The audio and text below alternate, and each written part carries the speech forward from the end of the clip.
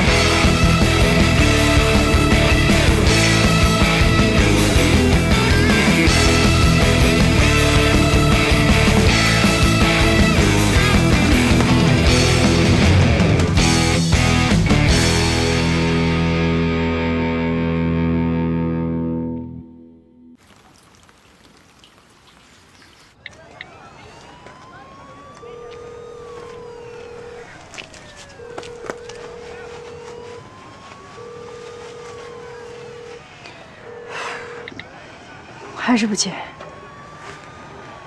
没时间了，先去现场勘查吧。可是很奇怪，一般有案件的情况下，老秦不可能不接电话的。我再打一个。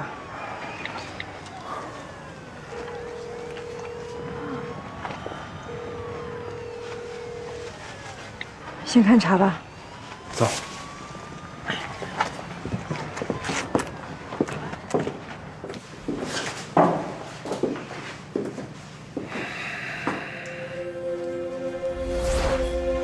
死者确定是户主了吗？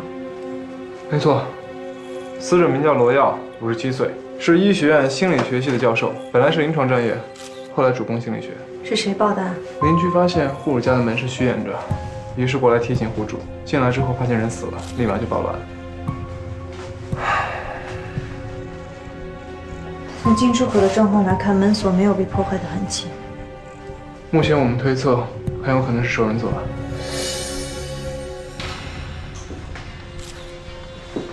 楼上没有被翻动的痕迹，也没有财产丢失的迹象。流了这么多的血，人体一共4000到5000毫升血，这里至少流出了1000毫升，说明死者被刺破了大血管或者身体脏器。尸体呈侧卧位，心脏一侧朝向地面。先把血迹拍照固定。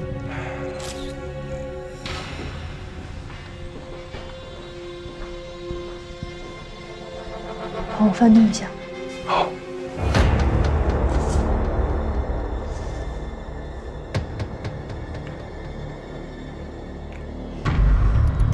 很奇怪，尸体表面大部分被血液浸染，可是我却没有发现大的创口。一个人没有大的创口，怎么会流这么多的血呢？你的意思是说，致伤工具很特殊？有可能，不过现在还不能断定。在案发现场和周围有发现凶器吗？目前还没有。有一点很奇怪，现场是明显有打斗过的痕迹的，但是除了死者之外，我们找不到第二个人的指纹和血手印。确实很蹊跷，这里有这么多的喷溅血迹、滴落血迹，还有血泊，我确实没有看见带有鞋底花纹的血足迹。凶手没有留下明显的证物，说明他有很强的反侦查能力。还有什么其他发现吗？剩下的只能等解剖完才知道了。行，我尽快让他们把尸体给你送过去。好。林队，外面有人找。晚上7、8点钟的时候啊，我自己一个人回家，外面下着大雨，我看见一个男人也不打个伞，横冲直撞的就过来了，还给我吓一跳。那人长什么样还记得吗？记得，他穿着一个黑风衣，梳着一个背头。五官还有印象吗？有印象。他是单眼皮，高鼻梁。哦，对了，鼻子上还有一颗痣。据我所知，秦明正在私下复查的父亲20年前坠楼的案子。他这个除了我们俩之外没朋友的人，这个点能去哪儿？秦明不会真出什么事儿吧？这样，领队，我现在回局里做模拟画像。等等。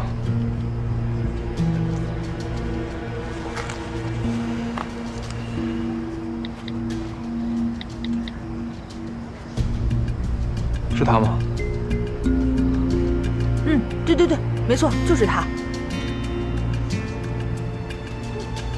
你确定？确定，因为当时天黑，我拿着手电晃了他一下，就是他。哎呀天哪！大半夜的下着雨也不打个伞，吓死我了！不好意思。他是警察吗？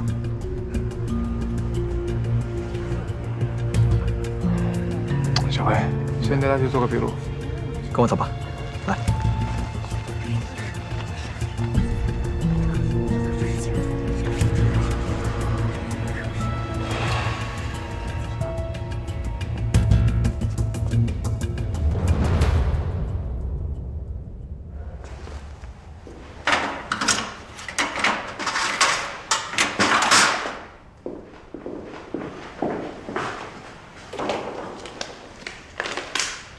我在走访围观群众的时候，有目击者声称在现场看到了秦明。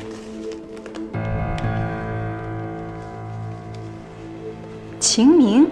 目击时间大概是在3个小时之前。能确定吗？目击者非常准确地描述了秦明的外貌特征，而且还指认了照片。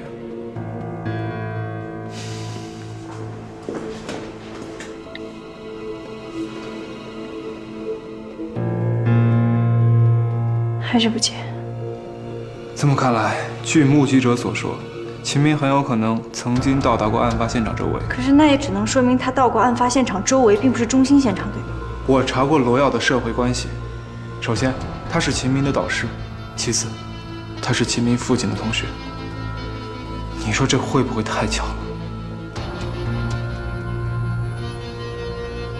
你相信老秦是凶手吗？我不相信。我也不相信。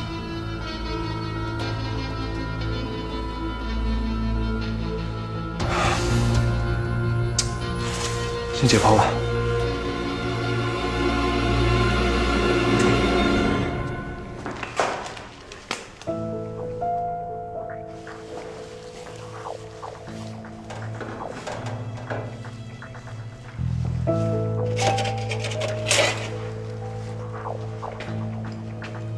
角膜透明。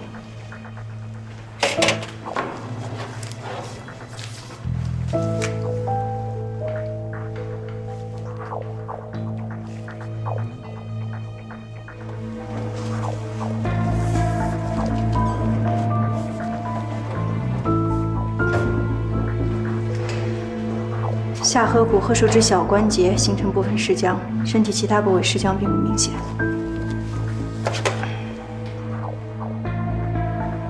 结合室温的状况来看，死亡时间大约在2到3个小时左右。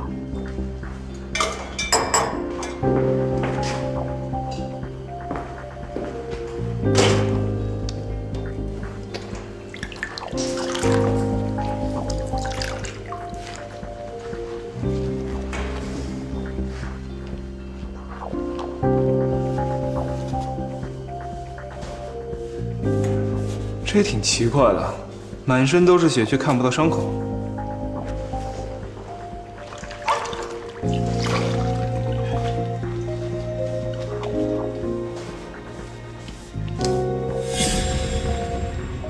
有伤口，死者的致命伤在胸骨左侧第3、第4肋骨之间，有一个非常小的刺创。这种刺创应该是刺器刺入人体之后产生的。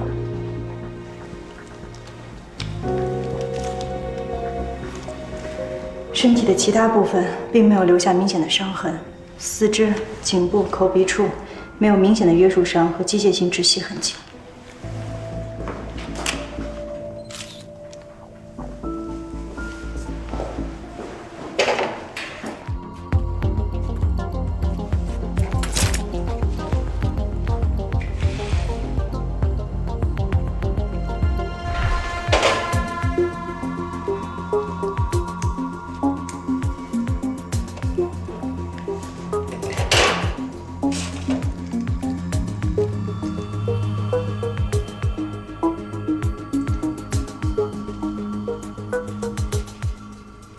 左心室上有一个破裂的小口，心包对应位置破裂口比心脏上大得多，怀疑是刺气发生位移在拔除刺气时产生的，所以血液没有受到心包的阻隔，没有形成心包填塞。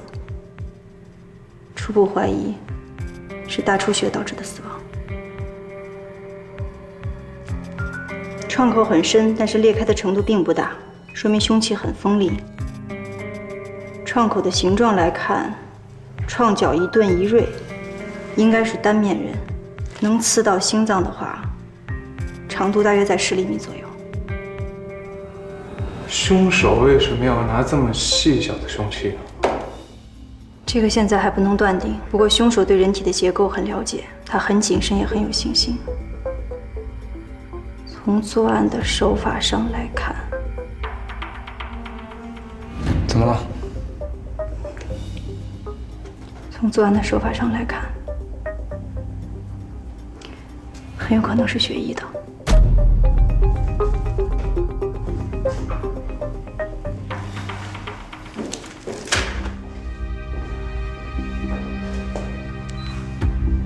死者的致命伤在胸口，胸部皮肤复原之后，能看到创角有撕裂的痕迹。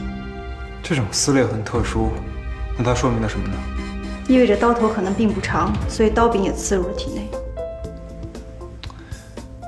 那说不定是窄刃的刀具。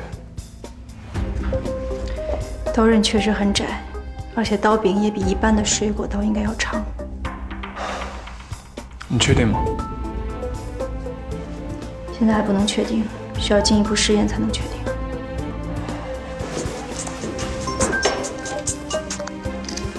喂，好，我马上过来。专案组找我，你确定是什么智商工具之后，立马通知我。好，辛苦了。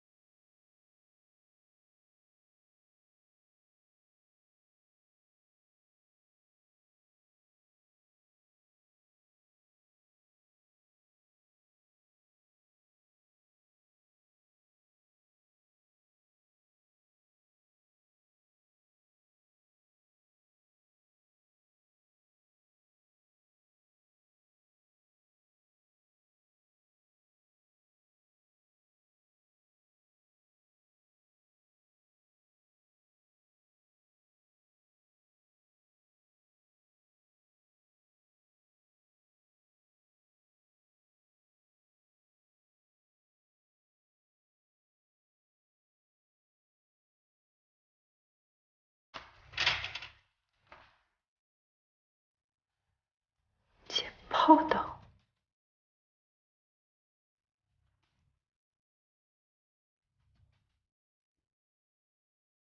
死者名叫罗耀，56岁，单身独居。根据法医的初步尸检报告显示，他是在晚上8点到9点之间遇害的。你说说现场的情况吧。我们在现场没有发现凶手的指纹和足迹，也没有发现作案工具，说明这个凶手有很强的反侦查能力。而至于凶器，目前我们确定是解剖刀。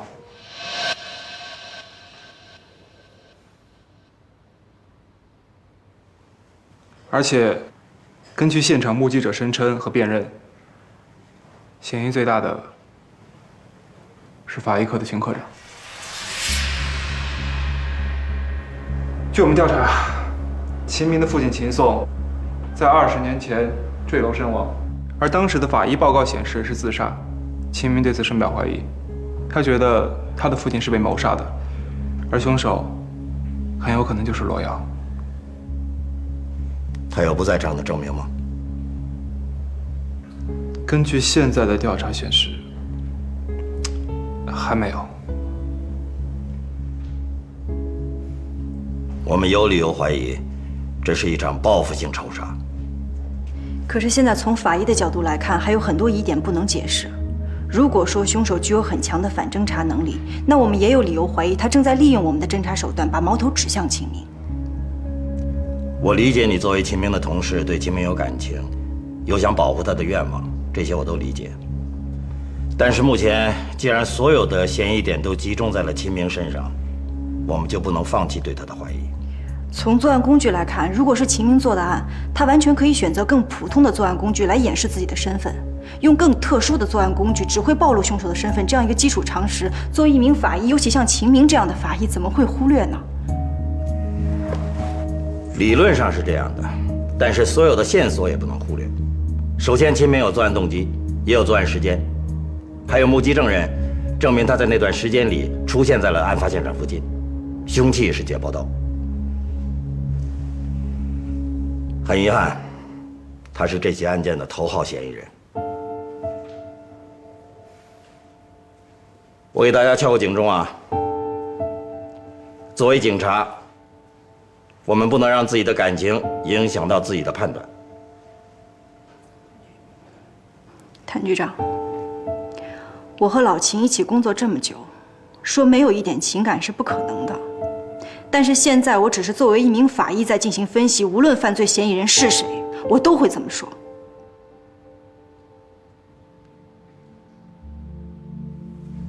李大宝同志，你的感受我理解，但是这个案子毕竟涉及到了你的同事，有关当事人回避办案的规定你知道吧？你回家休息几天吧，啊。这次的拘传任务交给侦查2组负责。散会。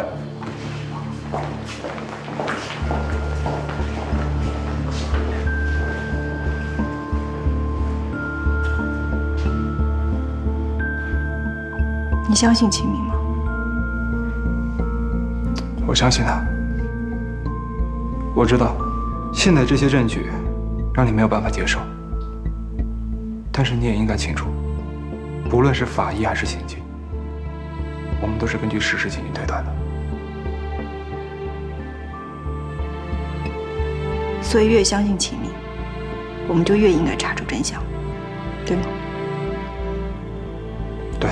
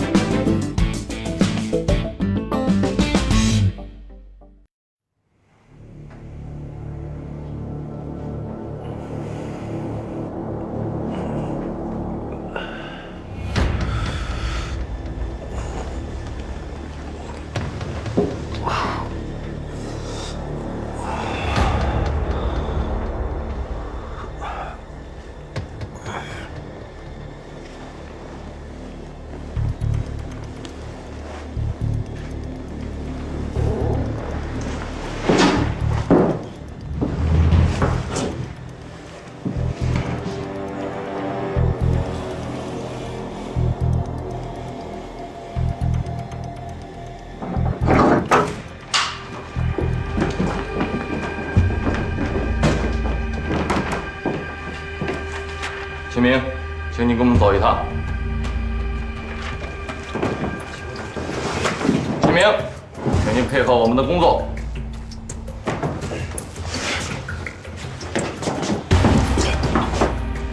如果你不配合的话，我们只能强制执行了。带走，搜查证据。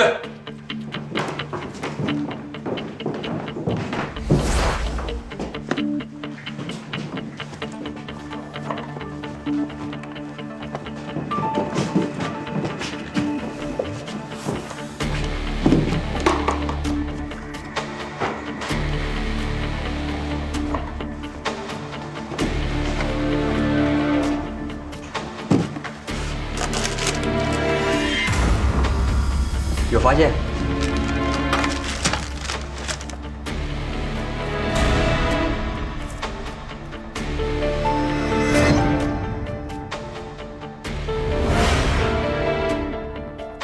吴正在。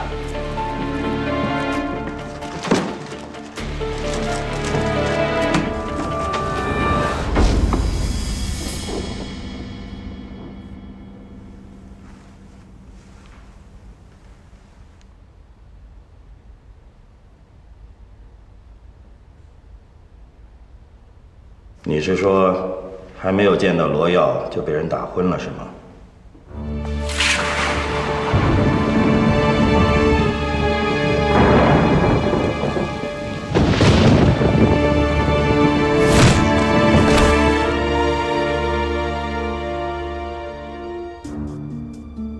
你问了我3遍，可你依然没有给我一个合理的解释。秦明啊，你要不对我说实话，我就没有办法帮你了。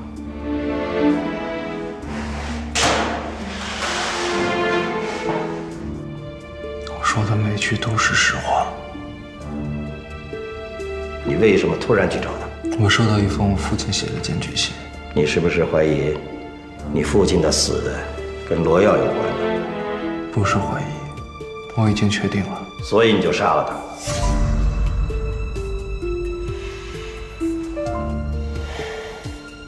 你又问了一遍。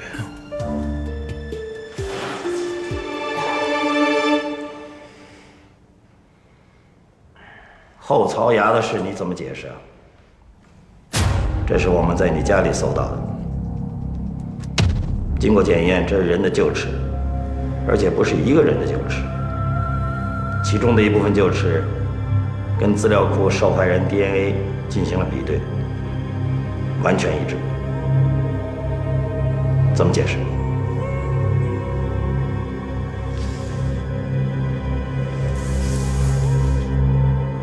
这不是我的。怎么证明这不是你？秦明啊，凭你的手段杀掉一个人，而且不留痕迹，这并不难，对吧？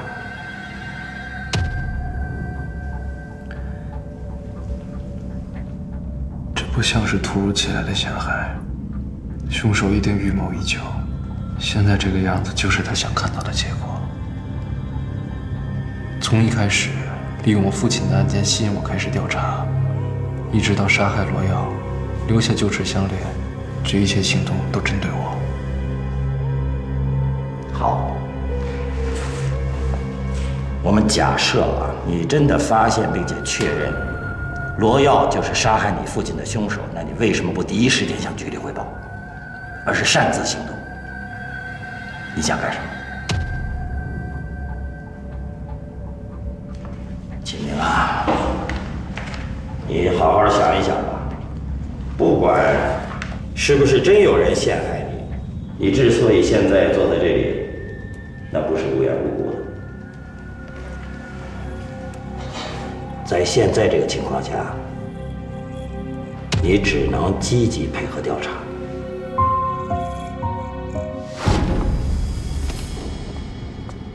潘局长，罗耀这个案子我已经交给别人办了。可是罗耀的初次尸检是我进行的，这个案子应该由我来负责到底。而且谭局长，我一定会全力以赴的。这跟你是否尽力无关，秦明现在是这个案子的嫌疑人，所以你必须回避啊！你放心吧，如果他是被冤枉的，不管谁接手这个案子，都会还他一个清白。我知道，可是会议上决定的事情，你个人反对是没有用的。大宝，你还是回家再休息几天，啊。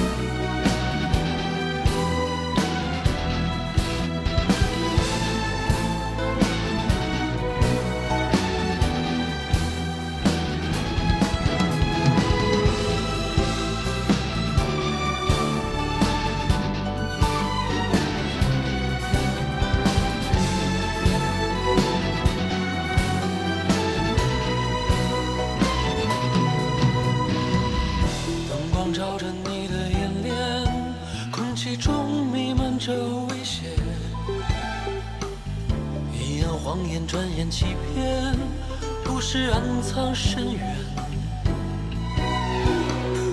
停下脚步，下雨的街，梦是鲜血，绿是枯竭。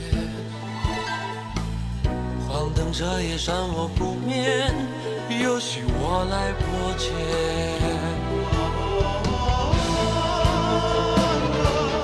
不安的跳动间。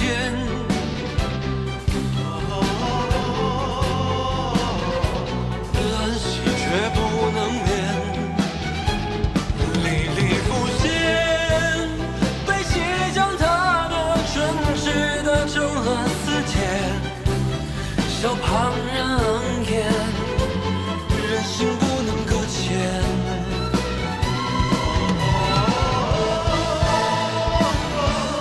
苍天日月可见。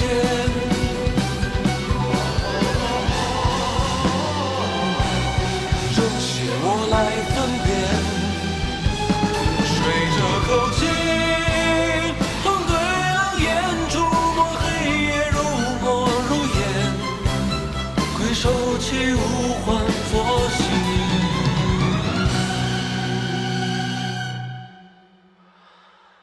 破灭。